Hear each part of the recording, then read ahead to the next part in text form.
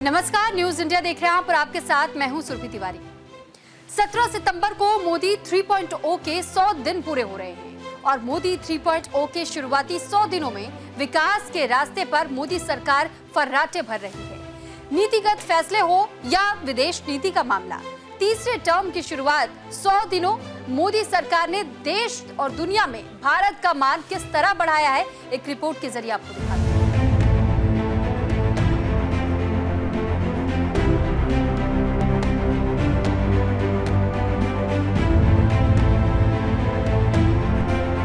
प्रधानमंत्री नरेंद्र मोदी ने जब से देश की कमान संभाली है, बिना रुके, बिना थके, बिना एक दिन की छुट्टी लिए देश को बुलंदियों पर पहुंचाने के लिए प्रयास कर रहे हैं। 3 बार उन्होंने देश की कमान संभाली। 26 मई 2014 अपने पहले कार्यकाल में जहां बुनियादी सुधार को प्राथमिकता दी, तो 30 मई 2019 जब प्रधानमंत्री नरेंद्र मोदी ने दूसरी बार प्रधानमंत्री की शपथ ली, मोदी 2.0 में आर्थिक सुधार पर बल दिया। 9 जून 2024 लगातार तीसरी बार नरेंद्र मोदी ने प्रधानमंत्री की शपथ ली।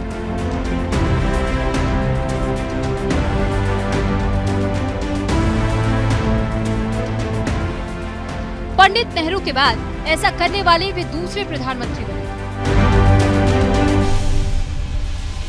मोदी 3.0 में उन्होंने देश को विकसित बनाने का संकल्प लिया।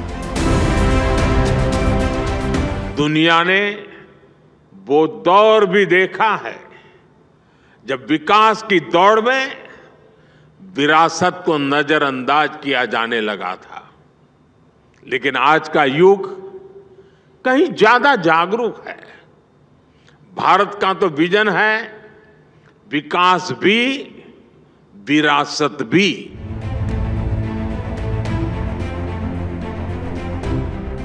प्रधानमंत्री नरेंद्र मोदी के नेतृत्व वाली सरकार ने अपने तीसरे कार्यकाल के पहले बजट में राजमार्गों, बंदरगाहों, रेलवे और बिजली संयंत्रों सहित बुनियादी ढांचे के विकास के लिए 11,11,000 करोड़ रुपए का बजट आवंटित किया गया। मोदी 3.0 के पहले 100 दिन में 3 लाख करोड़ की बुनियादी ढांचा परियोजनाओं को मंजूरी दी, जिसका मकसद कनेक्टिविटी बढ़ाना, आर्थिक विकास, रोजगार को बढ़ावा देना और लोगों के जीवन को आसान बनाने के लिए कई कदम उठाए गए हैं। प्रधानमंत्री ग्राम सड़क योजना, हाई स्पीड रोड परियोजनाएं, शिंकुनला टनल निर्माण, रेलवे परियोजनाएं, एयरपोर्ट इंफ्रास्ट्रक्चर को बढ़ावा देने के लिए मोदी सरकार ने कदम उठाए। इससे आने वाले समय में एक तरफ जहां इंफ्रास्ट्रक्चर का विकास होगा, तो वहीं दूसरी तरफ रोजगार में भी इजाफा होगा। मोदी 3.0 के 100 दिनों की बात करें, मोदी 3.0 के 100 दिनों की बात करें तो महाराष्ट्र में विशाल वधावन बंदरगाह को मंजूरी मिली। एग्रीश्योर नाम से नए कोष की शुरुआत की गई। शिंकुनला सुरंग के निर्माण कार्य की शुरुआत हुई। लद्दाख को हिमाचल प्रदेश से जोड़ेगी सुरंग। 50,600 करोड़ की सड़क परियोजना को मंजूरी मिली।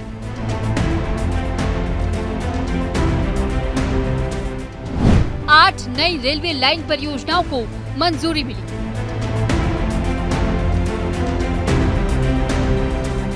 मोदी 3.0 ने अपने 100 दिन के कार्यकाल में देश में नए परियोजनाओं की छड़ी लगा दी।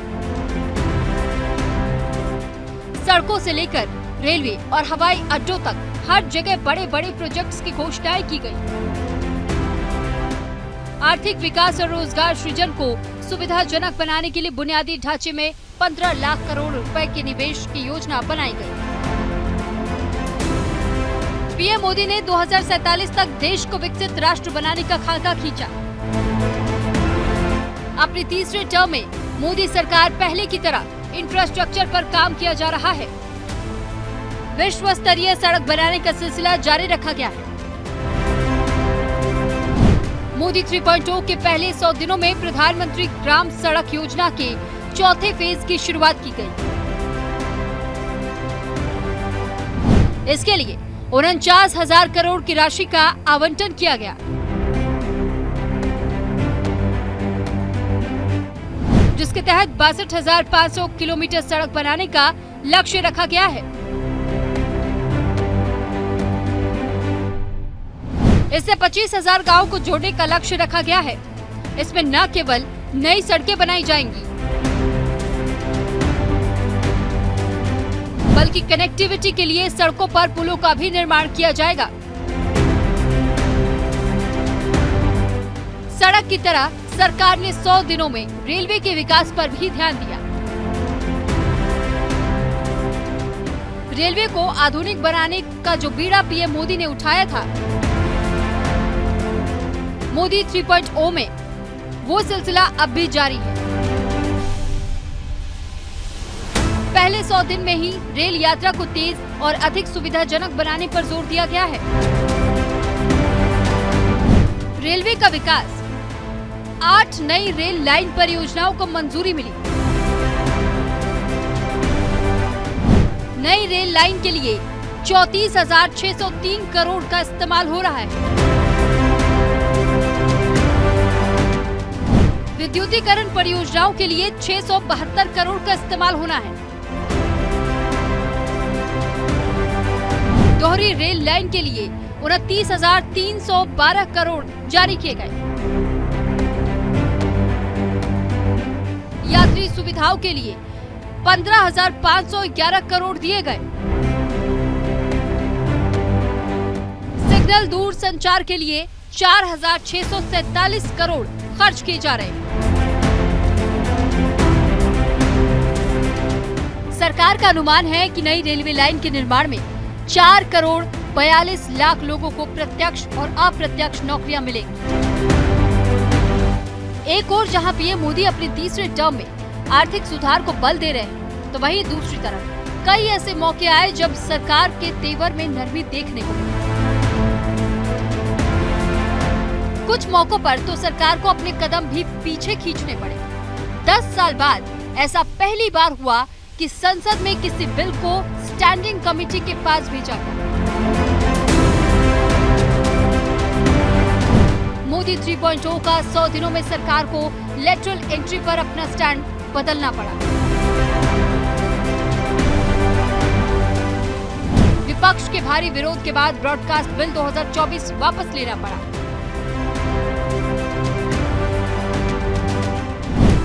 वक्फ संशोधन बिल को संयुक्त संसदीय समिति यानी कि जेपीसी के पास भेजा गया। कुल मिलाकर कहा जाए तो भले ही संख्या बल में बीजेपी पहले के मुकाबले कुछ कमजोर हो, बावजूद इसके मोदी 3.0 के काम की रफ्तार पर ब्रेक नहीं लगी है। विकास के रास्ते पर मोदी सरकार फराटा भर रही है।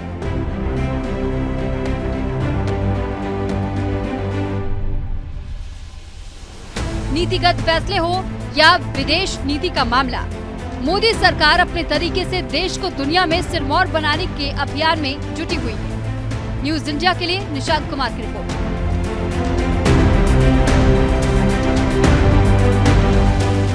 2024 के आम चुनाव में भले ही बीजेपी बहुमत से चूक गई हो, बावजूद इसके सरकार के काम करने के तरीके पर कोई प्रभाव नहीं पड़ा। चुनाव के बाद कयास लगाए जा रहे थे कि पीएम मोदी को अपने काम करने के तरीके में बदलाव करना पड़ सकता है, लेकिन मोदी सरकार अपने ही अंदाज में काम कर रही है और कम से कम मोदी 3.0 के पहले 100 दिन के कार्यकाल में ऐसा ही देखने को मिला है। मोदी 3.0 का शुरुआती कार्यकाल 100 दिनों में हर क्षेत्र में काम बेमिसाल। नीतिगत फैसला हो या विदेश नीति, मोदी सरकार ने मनवाया अपना लोहा। 2024 के आम चुनाव में भले ही बीजेपी बहुमत से चूक गई, बावजूद इसके सरकार के काम करने के तरीके पर कोई प्रभाव नहीं पड़ा।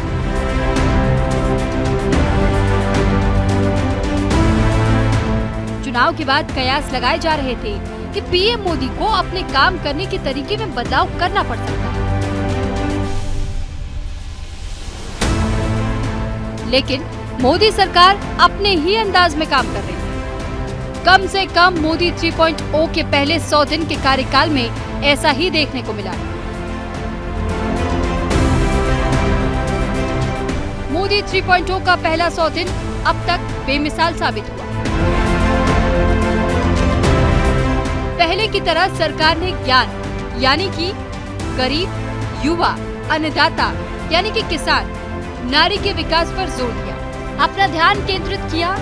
और पहले 100 दिनों में एक तरफ जहां किसानों के लिए काम किया गया, कृषि क्षेत्र में उत्पादकता और लचीलापन,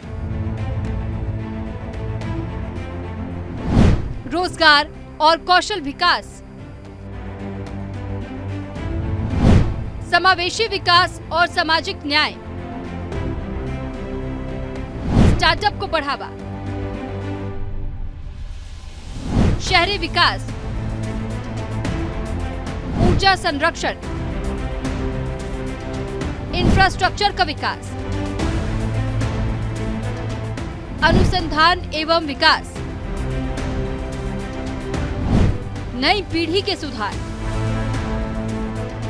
बजट में जिन प्राथमिकताओं पर फोकस किया गया है, इसका मकसद अर्थव्यवस्था में इजाफा के साथ साथ रोजगार के अवसर मुहैया कराने पर जोर देना है। आईपीसी खत्म और दंड संहिता लागू।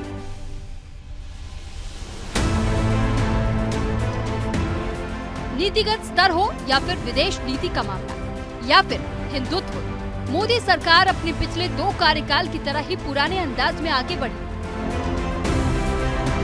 मोदी 3.0 की शुरुआती 100 दिनों की सबसे बड़ी उपलब्धि भारतीय दंड संहिता की जगह 3 नए आपराधिक कानूनों को लागू किया जाना रहा।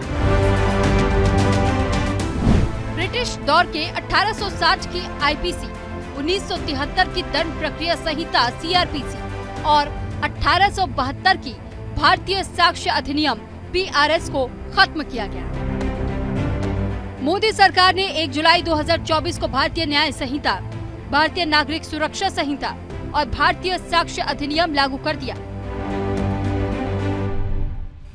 भारतीय न्याय संहिता में 358 धाराएं शामिल की गई, जबकि आईपीसी की 511 धाराएं थी। नए कानून में 20 नए अपराध जोड़े गए, जबकि 33 अपराधों के लिए जेल की सजा की अवधि बढ़ाई गई।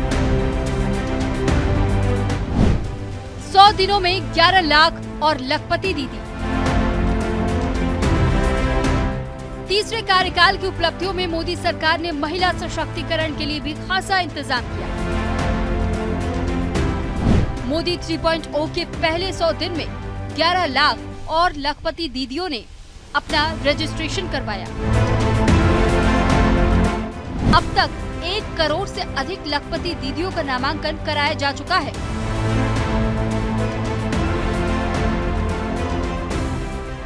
जिनकी सालाना आय 1 लाख रुपए से अधिक है। महिला सशक्तिकरण की दिशा में मोदी सरकार के इस पहल को मील का पत्थर माना जा रहा है।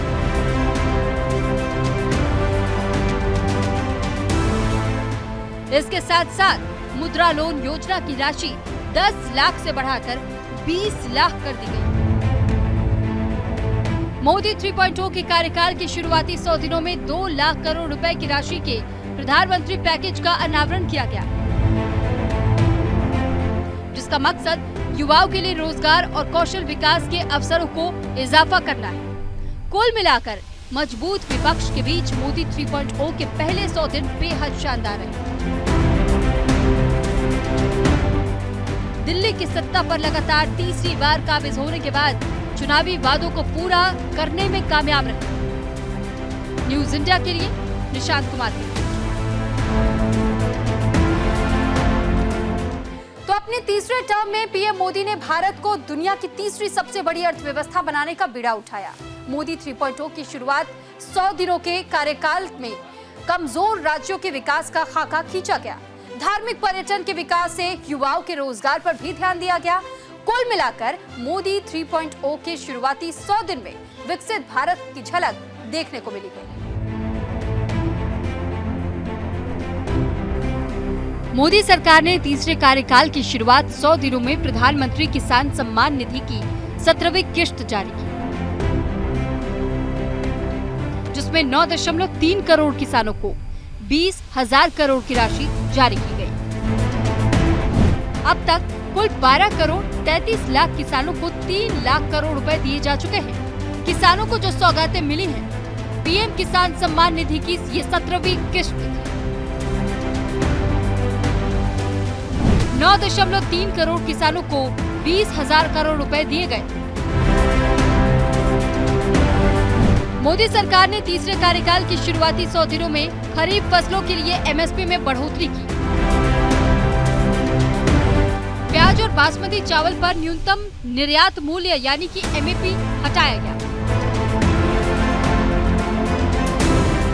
साथ ही कच्चे पाम, सोयाबीन और सूरजमुखी के तेलों के आयात पर शुल्क बढ़ाकर किसानों और खेती को मजबूत करने की कोशिश की गई।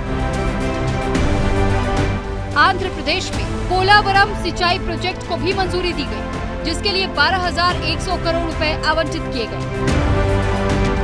कृषि क्षेत्र में उत्पादकता बढ़ाने के लक्ष्य को पूरा करने के डिजिटल कृषि मिशन की शुरुआत की गई।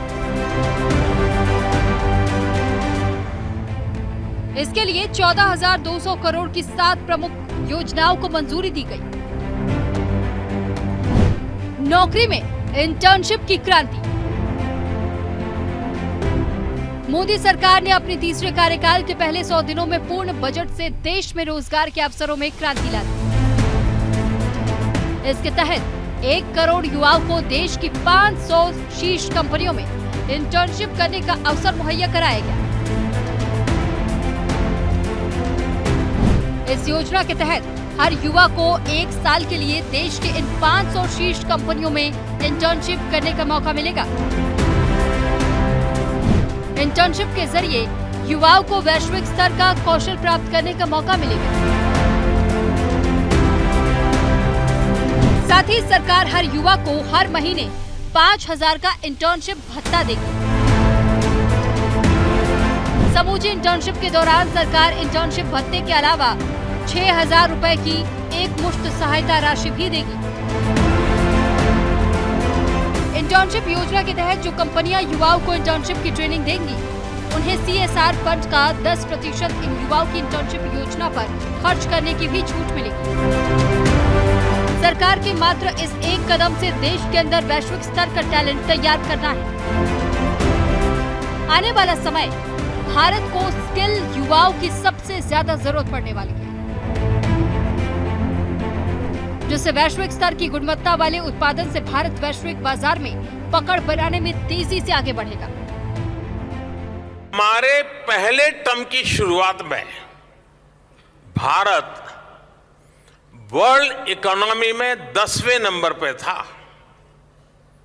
जब मुझे आप लोगों ने काम दिया तो हम अब 10 नंबर ही थे।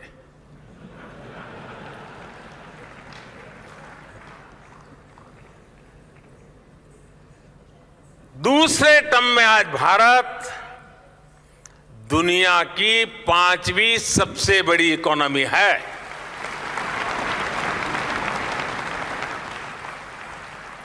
और ये ट्रैक रिकॉर्ड के आधार पर, बातों बातों में नहीं, ट्रैक रिकॉर्ड के आधार पर मैं कह रहा हूं,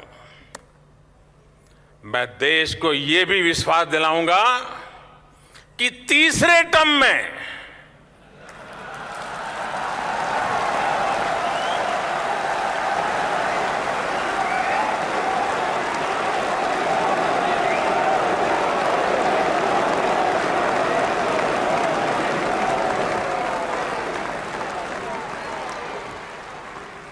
तीसरे टर्म में दुनिया की